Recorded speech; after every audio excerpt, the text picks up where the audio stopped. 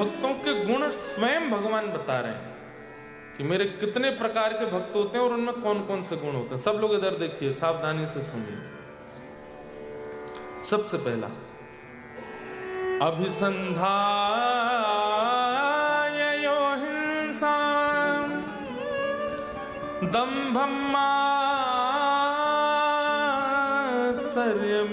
वा संरम्भीभिन्द्रगभावं मयि कुर्यात् सतामसः। कितनी अच्छे है ना, बिल्कुल जैसे मानो ऊंचा स्वर लेके लगाया।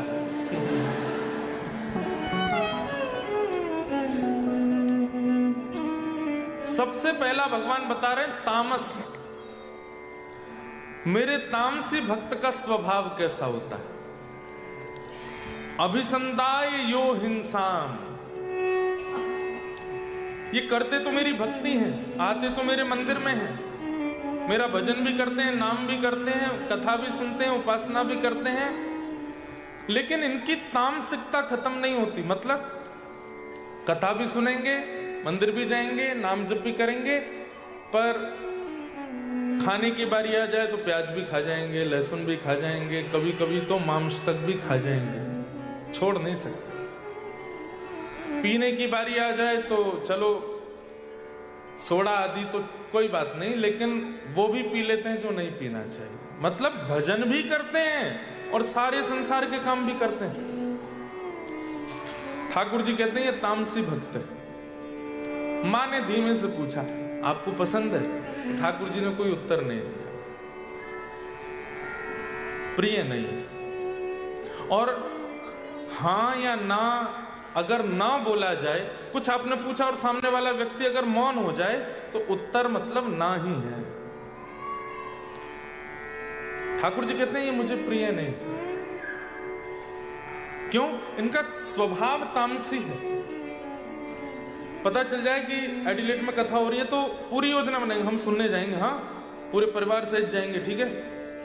2 दिन कथा भी सुनेंगे, नवरात्रि में 9 दिन पूरी देवी जी की चौकी बैठाएंगे, और वो श्रावण का महीना आएगा, रोज शंकर जी पर जल चढ़ाने जाएंगे।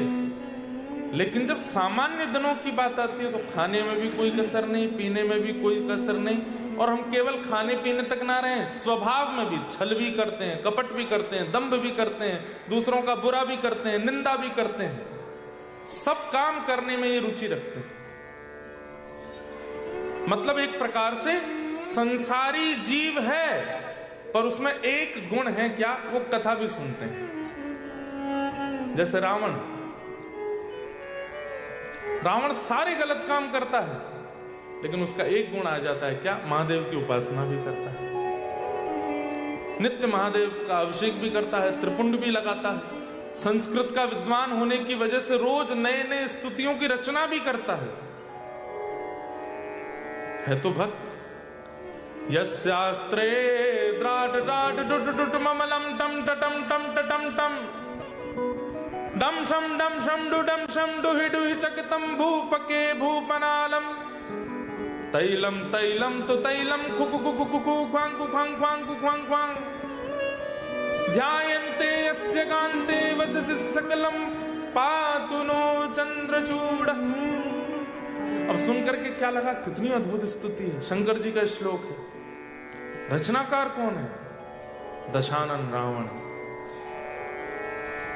तो जो लोग उस समय में ये स्तुतियां सुनते थे, जटाट विज्वल प्रवाह पादित स्थले गले लंबितम भुजंग तुंगमालिकम, जब ये स्तुतियां सुनते थे तो लोगों के मन में एक इच्छा प्रकट होती, कौन है ये, किसने लिखी है? बोले रावण। अच्छा,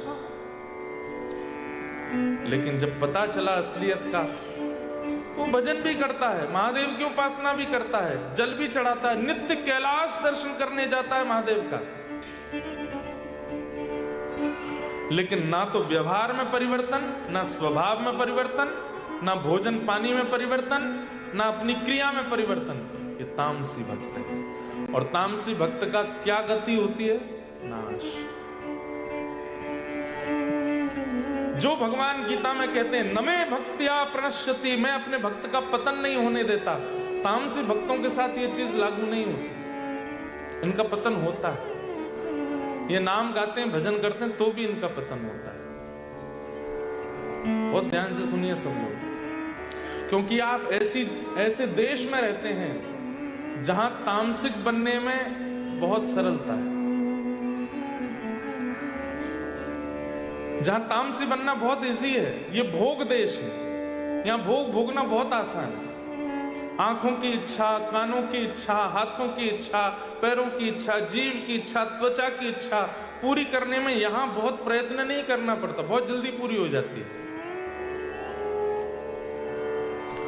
इसलिए यहां सावधान। मैं कभी कभी मेरे मन में आता है कि भारत में रहने वाले व्यक्ति को इतने परिश्रम की आवश्यकता नहीं है, पर यहां रहने वाले व्यक्ति की तो कठोर परीक्षा होती है। क्यों? उसके सामने भोग वस्तु खुले में रखी है, भोग लो। लेकिन यहां रह करके कि भी यदि किसी ने अपने ऊपर संयम कर लिया तो शायद भारत में भजन करने वाले से पहले ठाकुर जी मिल जाएंगे उसको। तो तुमने भोग देश में रहकर, अब भारत में भी वैसे कोई कमी तो रह नहीं गई है, सब कुछ हो रहा है वहां भी, और इतना खतरनाक हो रहा है कि समझ नहीं आ रहा क्या हो रहा है। तो तामसी भक्त का भगवान लक्षण बताते हुए कह रहे हैं इनके अंदर हिंसा की भावना रहती है। मतलब विशेष रूप से आगे वाले नीचे वाले, ऊपर तो मेरी आंखें कम जा रही है, आप लोग तो यहीं देखते रहो, हिलना भी नहीं, हाँ सुनते रहो। 2 ही दिन है आपके पास, इसलिए गवाना नहीं। इनके अंदर हिंसा की भावना रहती है। भजन करने से, कथा सुनने से, नियम करने से, नाम करने से व्यक्ति का स्वभाव बदलना चाहिए, लेकिन इनके मन में हिंसा की भावना रहती ही रहती है। जरा सी कोई बात हो जाए तो ये लड़ने पर आतुर हो जाते हैं और अपने आप को भक्त कहते हैं। माथे पर तिलक लगाते हैं, कंठी माला रखते हैं, एकादशी का व्रत करते हैं, और जैसे ही कोई माहौल हुआ लड़ाई झगड़े वाला तो तुरंत लड़ने भी लगते हैं। ठाकुर जी कहते हैं तामसी भक्त, हिंसा कर देते, मार पीट, लड़ाई झगड़ा, गाली गलौज, इन सब में इनकी रुचि रहती है। हिंसा। कितने 2 लक्षण सुन लिए। तीसरा लक्षण क्या है? दंभ। इनके अंदर थोड़ा सा पाखंड भी होता है। पाखंड कैसा? माला इसलिए नहीं कर रहे हैं कि सब मुझे ठाकुर जी मिले, माला इसलिए कर रहे हैं कि सबको दिखे कि मैं माला करता हूं, मेरे पास माला रहती है। कंठी इसलिए नहीं पहन रहे हैं कि मेरा वैष्णव आभूषण है, कंठी इसलिए पहन रहे हैं कि सबको पता चले कि देखो मेरे गले में कंठी माला है, मैं वृंदावन से संबंध रखता हूं, इसलिए गले में पहनते हैं। कथा में इसलिए नहीं आए कि हम परिवर्तन करना है, पता चल गया है कि मेरे फ्रेंड ग्रुप के बहुत लोग जा रहे हैं, उन सबको बताना भी तो है कि मैं भी कथा सुनता हूं।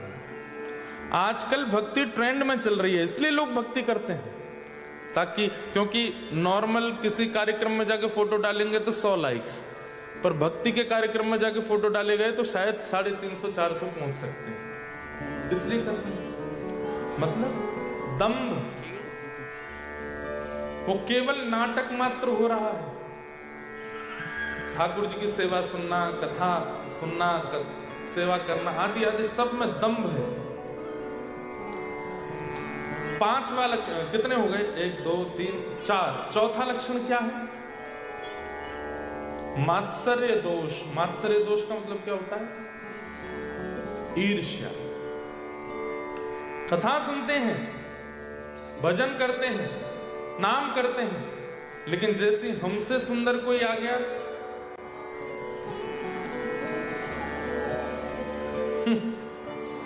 इतना पाउडर लगा के आया मुंह पे, ऐसा बन के आया, ईर्ष्या। कथा सुनते हैं, भजन करते हैं, कीर्तन करते हैं, लेकिन कोई हमसे ज्यादा बढ़िया वाली गाड़ी में आ जाए, सब पता मुझे रेंट पे ले रखी है, इसमें उस दिन का रेंट बस दिखा, शो ऑफ कर रहा है सब जगह। ईर्ष्या। अच्छा एक बात कहूं बंधुओं, हमारे अंदर यदि काम है तो काम दोष के साथ में भगवत मिलन हो सकता है। ठाकुर जी कभी ना कभी मिल सकते हैं। क्रोध दोष के साथ भी भगवत मिलन हो सकता है। कोई भी दोष संसार का यदि हमारे अंदर है तो वह ठाकुर जी नजरअंदाज करके हमें मिल सकते हैं। लेकिन एक ईर्ष्या का दोष ऐसा है जिसको ठाकुर जी नजरअंदाज नहीं कर पा रहे। ईर्ष्यालु व्यक्ति को भगवत प्राप्ति नहीं होती, ईर्ष्यालु व्यक्ति को भगवत दर्शन नहीं होता। इसलिए ईर्ष्या पर तो बहुत ज्यादा ध्यान दी। और एक बात कह दूं, इस पंडाल इस हॉल में बैठे हुए भी 90% लोगों में ईर्ष्या है। हमसे श्रेष्ठ, हमसे ज्यादा अच्छा, हमसे उपलब्धि ज्यादा कोई प्राप्त करता है, परेशानी होती है हमको। और ये एक ऐसा दोष है, अगर ये दोष किसी व्यक्ति के अंदर आ रहा है बार बार, तो इसका मतलब क्या है?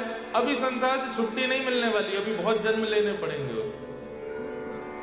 लेकिन दुनिया का कोई व्यक्ति कितनी भी बड़ी उपलब्धि प्राप्त कर ले, आपसे आगे निकल जाए, आपको दबा के निकल जाए, लेकिन तब भी आपके चित्त में उसके प्रति ईर्ष्या नहीं आती है, तो ये समझ लेना ये अंतिम जन्म है, बस खत्म खेल। अब इसके बाद दुनिया में आना नहीं पड़ेगा, पुनर्जन्म नहीं। ईर्ष्या की मात्रा कितनी है यह भी बताती है कि संसार में अभी आपका कितना भाव बाकी है। ईर्ष्या किसको होती है? आत्मा को होती है, हमारे चित्त को होती है, हमारे मन को होती है। इसका मतलब अभी उसको और यश चाहिए संसार में, उसको और धन चाहिए, उसको और सुंदरता चाहिए, उसको और ज्यादा ख्याति चाहिए, उसको और ज्यादा उपलब्धियां चाहिए। जन्म होगा उसका। लेकिन कोई व्यक्ति शांत हो जाए, प्रशांत हो जाए, कोई कुछ भी करे, उसके चित्त को ईर्ष्या नहीं होती। ठाकुर जी और उपलब्धि दीजिए, और आगे बढ़ाइए, सबको और सुंदर बनाइए, और श्रेष्ठ करिए, ऐसी भावना यदि किसी की है तो ये उसका अंतिम जन्म मानिए। अच्छा, एक जगह मैं कहीं किन्हीं महापुरुष से सुन रहा था कि संसार में जितने भी गुण हैं, संसार में जितने भी गुण हैं, यदि वो गुण किसी व्यक्ति में एक साथ दिखने लग जाए, सरलता, सौम्यता, निष्कपटता, निश्चलता, समझ जाना चाहिए उसका अंतिम जन्म।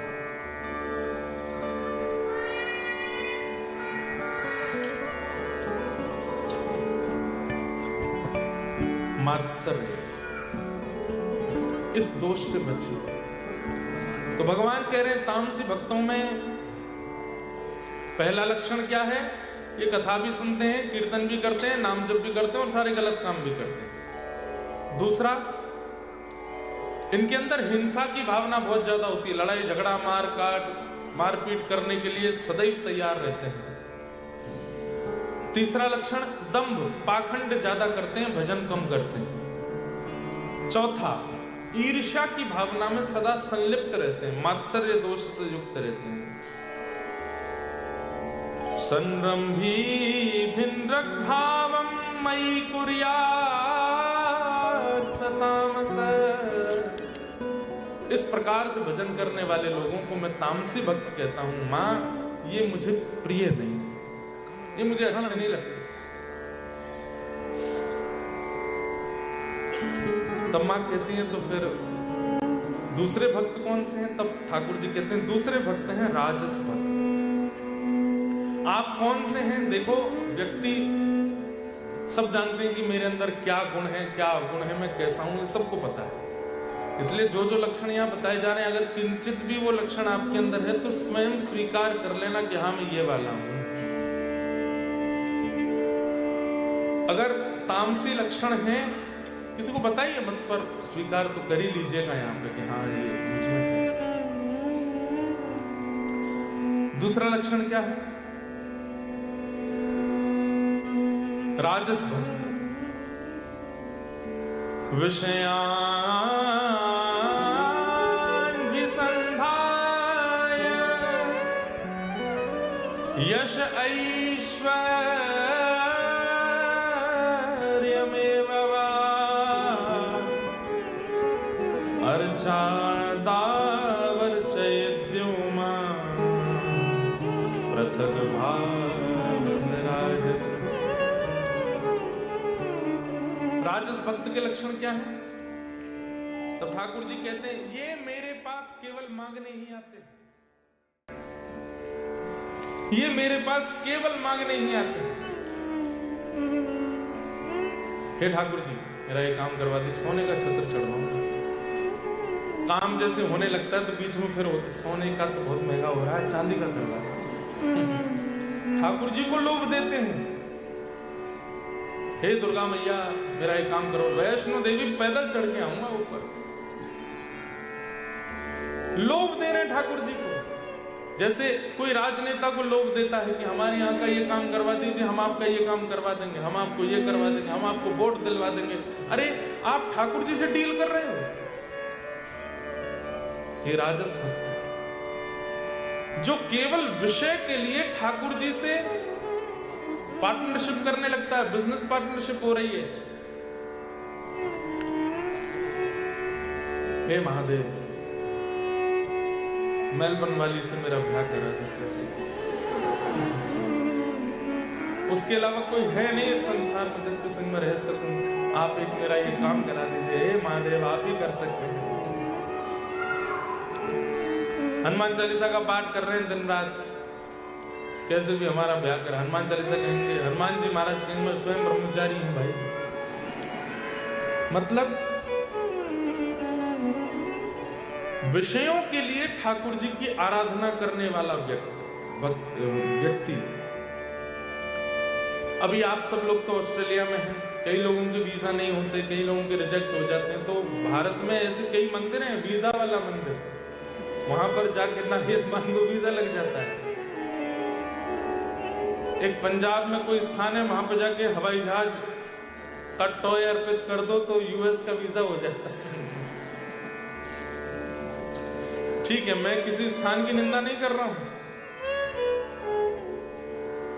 लेकिन हम लोग कभी निस्वार्थ क्यों नहीं बन पाते ठाकुर जी के लिए? एक स्वार्थ क्यों बना रहता है चित्त में? तो भगवान कह रहे हैं विषयों के लिए जिसको मेरी याद आती, वैसे मेरे को कभी याद नहीं करता, मेरी कभी उसको स्मृति नहीं होती। मैं हूं भी, इस पर भी उसको संशय होता रहता, भगवान कुछ है क्या? लेकिन जैसे ही जीवन में अभाव आता है उसको याद आने लगता है, हे भगवान, हे प्रभु, कहाँ राम कृष्ण जगन्नाथ, कहाँ होना? ठाकुर जी कहते क्यों पुकार रहे हो, ये काम मेरा करवा दीजिए। आप लोग कभी विचार नहीं करते क्या भगवान ने इसलिए दुनिया बनाई है कि हम लोगों को जन्म दें और फिर जब हमारे काम अटके तो उनसे काम करवाऊं, उनका भजन करूं। मैं अभी मेलबर्न में भी इस बात को कोट करके आया था कि हम सब उनसे बिछड़ गए हैं और अपने कर्म बंधनों में बंध गए यहाँ करके, पुनः उन्हीं के पास जाना है, इसलिए हम आए हैं इस संसार। जीवात्मा और परमात्मा एक घोंसले के दो पक्षी हैं। जीवात्मा रूपी पक्षी संसार को देख के कहता है, अभी मैं कल होबार्ट से ड्राइव करके कौन सी जगह गए थे? लॉन्चेस्टर तस्मानिया में। उसको बोलते हैं कि ऑस्ट्रेलिया का सबसे बढ़िया ड्राइव। हम खुद चला के ले गए गाड़ी, सब देख के आए, अच्छा था। क्या बढ़िया पहाड़ थे, क्या बढ़िया नदियां थी, क्या सरोवर थे। एक बात कहूं, पहाड़ तो हैं आपके ऑस्ट्रेलिया में, पर इन पहाड़ों पर बद्री विशाल और केदारनाथ नहीं। नदियां तो हैं, पर गंगा यमुना जैसी आचमन करने वाली नदियां नहीं।